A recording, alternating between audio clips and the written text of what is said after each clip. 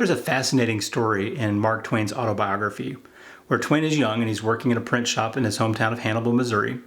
Alexander Campbell comes into town and he has some tracts that he wants printed. So he gives that information to Twain and his associates to be printed. They draft everything up and they find that they are just having a little spacing issue where they can't fit Jesus Christ on a particular line. So they abbreviate Jesus Christ to JC. Well, they give the proof to Alexander Campbell, who goes ballistic. He gets incensed. He is so angry. And he says, "How dare you profane the name of our Lord and Savior Jesus Christ? You, out of respect for him, you got to put his full name. Make sure when you reprint this and you do it right, you put in his full name." He storms out of the print shop. Well, Twain and his buddies kind of think this is funny. They're not very Christian-like people. Mark Twain was not a very Christian guy.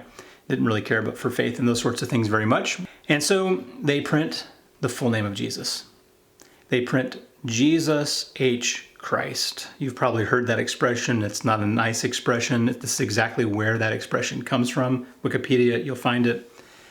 Well, Mark Twain, Alexander Campbell was not pleased with what they had done. He was so upset with their correction. And now you know the rest of the story. So Jesus does not have a last name. His first name would have been Yeshua. We call him Jesus because that's the Greek pronunciation, not the Aramaic or Hebrew pronunciation. And certainly does not have a middle name, much less one that starts with H. And the name Christ is a title, not a last name. Christ is the Greek word Christos, which means anointed one.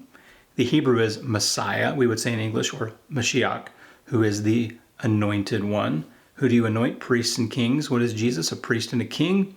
He is the chosen Messiah, the Son of God, who's come to save the world from their sins. This is the rest of the story, and I appreciate you watching. Have a wonderful day.